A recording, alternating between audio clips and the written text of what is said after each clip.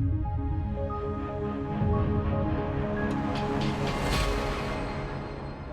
name is Abraham.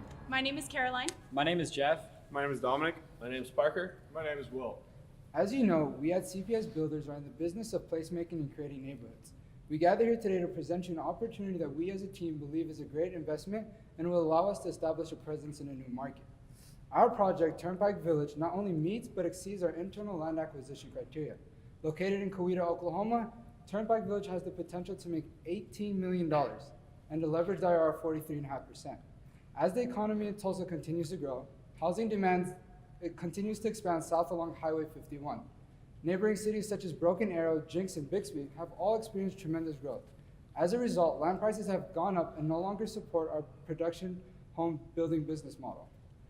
With the remaining of our slides, we will be talking more about the who, what, when, where, why, how we will make money, and how we manage risk for Turnpike Village. Now, Caroline will talk more about the location. As Abraham mentioned, Turnpike Village is located on the northernmost city line of Coweta, which neighbors Tulsa County in central Oklahoma. Our site is located just minutes from Highway 51, which can get residents to Tulsa or Muskogee within a half an hour. This location is ideal for working families who want to enjoy the charms of small town life while still having access to the big city. In recent years, Coweta has really boomed in conjunction with Tulsa's expansion. With the recent completion of the Walmart Supercenter, a state-of-the-art elementary school, the Broken Arrow Armed Reserve Center, and a new hotel, Coweta is actively investing in improving its infrastructure in order to support its growing population. Tulsa is currently the second largest city in Oklahoma and has a projected job growth rate of 40% over the next 10 years. When our team first assessed the site, we came up with 3 potential development options for our location. The first was a commercial shopping center, which we quickly dismissed because the current population didn't support it. The second was a multi-family housing development, which we also moved on from because there was simply not enough demand. This led us to the creation of Turnpike Village, a 152-acre single-family housing development that embraced the natural wetlands occurring on our site and created an outdoor living atmosphere for all of our residents. Next, we will discuss who we will be selling our products to. With approximately 50% of the population under the age of 40, Coweta is a young and vibrant city. As you can tell from the graph on my right, household income in Wagner County has been steadily increasing over the last 4 years. This is a trend that the CPS Builders team expects to continue as Tulsa continues to grow. With large corporations like Walmart, American Airlines, and Hillcrest Healthcare Systems actively recruiting in the region, young professionals have endless opportunities to expand their careers. Next, we will dive into our 4 target markets. Our first target is young families. These are 20-something-year-old couples that are recently married and are looking to purchase their first home. They're likely thinking of expanding their families soon. Our second target is working families. They love the close proximity to schools, and mom and dad enjoy how convenient it is for them to get to work. Our next target is established professionals. They likely hold management roles in large corporations in one of the surrounding cities.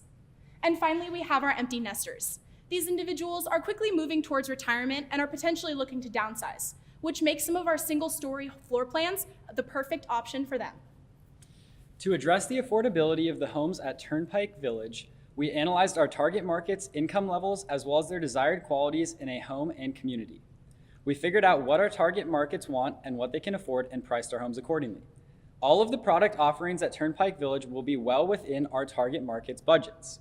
We decided to run an analysis with each of our target markets, purchasing the home designed for them with a 30-year fixed-rate mortgage at 4.68% APR, and we found that each of our target markets would be paying less than 24% of their gross monthly income towards their mortgage payment, even with a 10% down payment. In addition to all of the great amenities offered by Turnpike Village, one of the largest selling points, especially for those families that we're targeting, is the schools that are so close by to our site. Coweta Public School District currently has a much lower student-to-teacher ratio than the neighboring Broken Arrow School District, which allows our students to get the time and attention they need to succeed. Our marketing plan includes hiring 1 full-time employee whose duties will include managing the Turnpike Village website, the social media and online advertising, as well as billboards and signage, and finding local sponsorships. We'll be budgeting well over $100,000 each year towards our marketing activities in order to ensure the highest levels of outreach, advertising, and promotional events. Our marketing team will also coordinate with photographers and videographers in the area in order to create high-quality video walkthroughs, which will make our online listings jump out on sites such as Zillow, where most people simply post photographs of the houses. Now, to complement our marketing staff, we have a Salesforce. The Salesforce will consist of a sales manager and a sales associate. The Salesforce will have an in-depth understanding of the Coweta housing market, and they will be tasked with finding future residents for the development and conveying the lifestyle that Turnpike Village encompasses. One of the main goals for our sales force is to go out and to set up mixers with local realtors in the area at the Turnpike Village site in order to create strong relationships with these local realtors. We estimate that 70% of our sales will come through co-brokered sales, so it's crucial that we do this. Now we're going to get into what we are going to do with this site. This site is located on the corner of East Florence and South 273rd East Avenue, where we're going to put 507 homes on 3 different lot sizes. These 507 homes are being configured predominantly in an open cul-de-sac design, allowing access to the walking paths that we have running along and throughout the wetlands that are also present in our site. Avoiding construction throughout these wetlands allows us to pursue a low encroachment permit while simultaneously giving our residents another amenity. Building off what Dom said, each of the 3 lot sizes will offer 3 different floor plans apiece. The floor plans will range in size from 1,550 square feet all the way up to 2,800 square feet. These square foot parameters were set early in the design phase as they fit within minimum lot widths and minimum setback requirements per the Coweta Building Code. Each of the different floor plans will offer multiple different facade options, ranging from brick to stucco and things in between. Also, each of the floor plans will offer left and right mirroring options to give each home a unique feel within the community. We are focused on building durable homes, and we will build these homes on post-tension slabs. These post-tension slabs will be connected to the wall systems and the rest of the house with a strong tornado anchoring system. This strong tornado anchoring system has the goal of strengthening the homes for Oklahoma's inclement weather. Also, we will use wall panelization systems to construct our homes that will modularize building practices to save time and money, which as well will avoid the lumber tariffs from Canada. Also, green building options will be available, and the sales team will be well versed in those and can get them across to the potential buyers. But lastly, we don't want to focus on just homes for our site, and we want to really build that outdoor living. So we built the outdoor living and the amenities around the outdoor living. We have lots of walking trails, in outdoor entertaining facilities of all kinds, and a community pool that will verse the community deep into the outdoors. And now I'll pass it to Dom to talk about project timeline. So the big question is, when are you going to see your returns? And before we can do that, we need to build you these houses. So with the acquisition date in just a few weeks here, we're hoping to get our permitting and our land development done just under a year, starting to see framing on site in February 2020. With completing our first home just 18 weeks after that, construction will continue on for 4 years, finishing our last home in February of 2024, and then giving us the remainder of 2024 to sell the rest of those homes. In this next diagram, you're going to see how we split up our site into 4 phases, starting on the south side along East Florence, giving us maximum exposure to pedestrians and traffic. Moving in a clockwise rotation, we're going to split these phases into relatively similar sizes, ranging from 110 to 146 homes, with durations of 19 to 22 months, respectively. Each phase will start sequentially after 50% of the homes in the prior phase have been built. And now we're going to get into why we believe that this will work and why we did what we did. As previously mentioned, one of the big selling points for all of our residents is the close proximity of Turnpike Village to Highway 51. This allows them to have the flexibility of working in those larger markets while taking advantage of the charms of Coweta. Additionally, because our site is located so close to the border of Broken Arrow, the CPS Builders team is confident that we will be able to capture higher absorption rates than are typically seen in Coweta, closer to those seen in Broken Arrow. Additionally, because land is less expensive currently in Coweta, we can translate that to lower home prices for our buyers. As you can tell from the graph below, Tulsa suburb home sales have been steadily increasing through the last few years, which is a trend we expect to continue as Tulsa continues to boom. Finally, those wetlands that are already on the site provide an excellent amenity to all of our consumers and increase that outdoor living lifestyle that we're really focusing on in this development. On top of that, one reason why we chose this particular site is because it is located in an area which qualifies for 2 home loan programs. These home loan programs are offered by the USDA Rural Agency, and they offer guarantee 90% home loan offers to approved lenders, and this will create a larger pool of potential buyers in the area. When picking a site design, we chose to focus on the open cul-de-sac design because it promotes the ideal of community, safety, and connectivity. It also allows us to maximize our revenue through lot premiums because 90% of our homes are located on a cul-de-sac. And there, the lot premium range from 2 to 7% that will be added to the base price depending on the location within a cul-de-sac. These three lot sizes we've spoken about previously, 5,000, 8,000, and 11,500 square feet respectively, have been chosen based on data we've collected looking at recent new construction sales in the Coweta and Broken Arrow area. And then lastly, our 11,500 square foot lot has been added just to diversify our buyer profile, giving us a chance to grab some buyers, maybe looking for a little bit more space, but also wanting to stay within a neighborhood.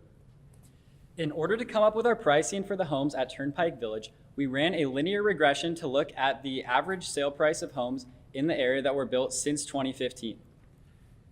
Here at CPS Builders, we really value offering a quality product at a good price, so we decided to stay close to this average. Now, if you look at this next slide over here, it shows the average price that homes have sold for in the last few years for homes that were built since 2015 and homes that were built before 2015. And as you can see, new homes are trading at a premium. Now we're going to have Will discuss how we will make you money. So we were asking for an $8.1 million injection, which will be collected before the purchase of the land.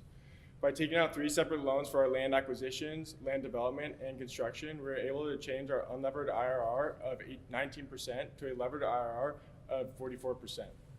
Our land development loan, as well as our construction loan, act as lines of credit, and all loans are financed at a 5% APR. This diagram demonstrates our cash flow with our project unlevered, and you can see by leveraging our project, we are able to increase our profit and shift that break-even point significantly further.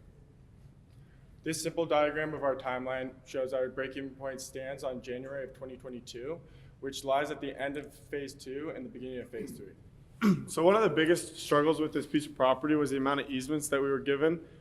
With that being said, this gave us a small piece of land in the northwest corner, which we were not able to develop residentially. We believe that trying to develop this land is something that can be successful, and we'll be seeking a access easement off of Highway 51. And if we can achieve that, then we will be looking to sell this piece of land to a third-party developer, which we believe will be most successful as mini storage or self-storage of some sorts. And lastly, we're going to get into how we mitigated risk as a developer. As a developer, managing our risk are our main concern. We're gonna, we touched through a handful of risks in our packet. We're gonna touch through 5 right now with you guys. And our 2 main scenarios are increasing construction costs as well as absorption. So for increased construction costs, we ran a 10 and a 15% increase. And for our absorption, we ran an optimistic as well as a pessimistic approach. You can see how this affects our IRR negatively, but it doesn't make the project unfeasible. Next is the scenario of a downturn. By doing so, we decreased our home prices, our absorption rates, as well as our construction costs. And for our 4th scenario, we ran a construction delay of 6 months. Our IRRs are shown and do not negatively affect it too much, but obviously take it into consideration. We, as a CPS development team, believe that the best plan of action for this site is to develop the plan we just previously shared with you. That will generate the highest profit, establish a presence in a new area, as well as generate an IRR of 43.5% over 5.5 years. If you, as an investment committee, do not believe that that is the most feasible option for this project, we believe that there are 2 other options. The first is to buy and hold the land. The only issue with that is that it has high carrying costs and an unpredictable future. The second is to entitle and sell the land, which is risky and does not generate much profit, but at the same time will generate an IRR of 60.2%. So those are the 3 options. We believe the first one is best. We'd like to thank you for listening, thank the rest of our CPS development team, and open it up for questions. That's a great job. Kevin, can you start? Team, great presentation. It was very fluid. You guys are very versed in your information, and I really liked the interaction from one team member to the other, not on a specific topic, but everyone was engaged in almost every topic that you guys presented. So great presentation. A couple of questions that I have is the marketing sales breakdown. So when you look at each individual plan, or if you can go to the site plan really quick, so when you go to the phasing, how does it break down with the different products? So you're offering 3 different product lines, correct? So how does it break down per phase? So this map shows the breakdown in the different sizes of lots. And we have all three in our first phase. We have all three size lots. And then as we move into our second phase, there's all three as well. Our third and fourth phase are going to be filled with the smaller lots we wanted to push the bigger lots to the front as they take a little bit more time to sell. So we didn't want to close out with those. And the way that it also happens to work out in the way that we set up the site. So, But more particular, did you have a percentage for each one that you were offering? I Like a don't have that percent- number off the top of my Okay. head, but I can get it to you. All right, no, that's fair. And then the marketing sales plan and the staff, I thought it was a great breakdown, a great plan, especially identifying even your co-broke and being involved in the realtor community at 33%. The one thing I think you do have a downfall as far as marketing is the name. When we market a name, we want it to be something that people aspire to live to, and I don't know if relating where you live to a turnpike is the best, because we're calling it Turnpike Village, correct? Yes, So- our reasoning behind that was that the lot is very close to the turnpike, and we imagine many of our customers that will be buying homes here are buying it for the access to get to Tulsa and Broken Arrow for their jobs. And so we figured that by naming it after Turnpike, it might just create the sense of ease to travel to their jobs from the site. That's a good explanation. If you live by the ocean, I'd name everything Ocean. But Turnpike, Railroad, anything like that, I'd probably deter from. My last question is the home pricing. So when you guys were determining the pricing, I saw in your package you guys did use the outside competitors, but more specifically, how did you come up with your pricing for each individual product line? So for each individual product line, we are slightly above the average. We were about $25,000 to $40,000 above the average of homes that had been built previously. And that was all of the homes that have sold in the last 3 years, not just homes that have been built since 2015. And when we looked at that, we found that was a reasonable premium, and we thought that people would be willing to pay that to buy the new houses with the outdoor lifestyle that Turnpike Village encompasses. Thanks, guys. Again, great presentation. Thank you. That was a really good job. Couple questions. Really like the site plan. I don't remember seeing, maybe I missed it, but where are the models located? If we just want to point these out, in this, they're highlighted in the packet, but it's this cul-de-sac here, this turnoff, which is, our main entrance is down on the south side, so we come past our community center and our pool, passing those, and then this is the area where all three are encompassed closely, so those three homes that are close to each other will be those model homes. And are those lots big enough to accommodate the largest size homes? Yeah, so the blue, I apologize if this wasn't explained earlier. So the yellow is our entry-level homes, which is that 5,000 Right. square foot lot. And then the green would be the 8,000, and the blue is the executive level, which Okay. is at 11,500. All right, I just want to make sure I understood. I like the cul-de-sac layout. I know families especially like cul-de-sacs. It's safer for kids and whatnot. My concern with the cul-de-sacs, though, it's a double-edged sword because you've got 90% of your lots that are going to have premiums on them, and it's a cost-sensitive market. So I'm a little concerned with that. You've got a total of, 507 lots? So 450 lots are going to have some type of a premium. So I'm a little bit concerned, especially for the cost-conscious buyer. Somebody up there said something that's intriguing because you're the only school so far that's mentioned it, is pulling from Muskogee. It's equal distance from Muskogee to Tulsa. Do you have any marketing plans to pull from Muskogee directly? I mean, it's a great idea. I mean, you're halfway in between, so I'm just curious to know if you guys actually thought that through. Well, we picked Muskogee specifically because there's a large job market there. And a lot of people are attracted to the Tulsa community because it's like a very popular city, but a lot of people work, they have a job in Tulsa, and maybe, the mom works in Muskogee. And so, since we're right in the middle, we believe that the people that live in Muskogee are the people that work in Tulsa and work in Muskogee will find that Coweta is a good place for them both. It's easy enough for them to travel to both areas without, too much traffic. Very good. Good job. Thank you, guys. Very organized presentation. I really do like your layout. and your strategy is just turn it entire development to residential. I respect that. And but question I have, what was the size of your entry-level lots? The entry-level lots sit at 5,000 square feet. Okay. To me, I would rather to stay. You guys had majority of your lots entry level, but I would rather to stay with entry level and a little bit of standard level. I cannot see for executive level market in that area. So you guys getting close to over $220,000. The market really is not there. But the way you guys explained, the way you guys did the market study, so I like it. It's very organized. The numbers are very relevant. The other thing is the timetable. I guess the 5.5 years is not enough for this project. It takes 14 to 18 months to get to the point to start to building homes. And from that point, you guys have 20 months average for 120 homes, which is okay. But 20 months times 4 is going to be 80, plus 18 months, going to be over 100, almost 100 months. So we started, each phase is planned to start as 50% of the prior phase is complete. So there's an overlap in those phase times. I hear you. So they usually do that 6 months actually overlap. They use it, including the overlap. Still, 5.5 years wouldn't be enough for the entire project. That's a big project. Over 500 lots. It's a very, very big project. And I like the tornado safety features, which is actually very important for Oklahoman people. And also,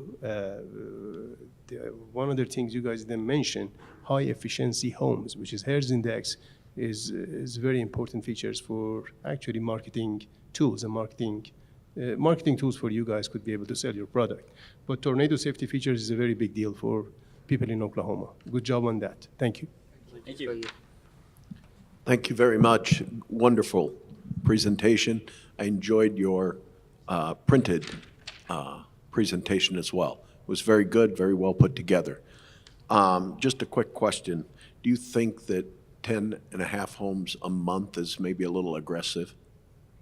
Well, when we were looking at the Coweta market, we saw that they sell an average of 20 to 30 homes a month, which if you put our 10 homes compared to the whole Coweta market would be aggressive.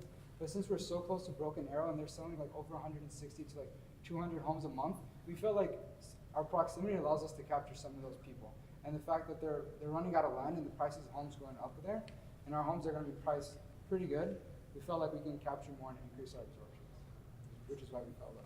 Okay, thank you very much. Wonderful, wonderful presentation. Thank you. Mr. Miles?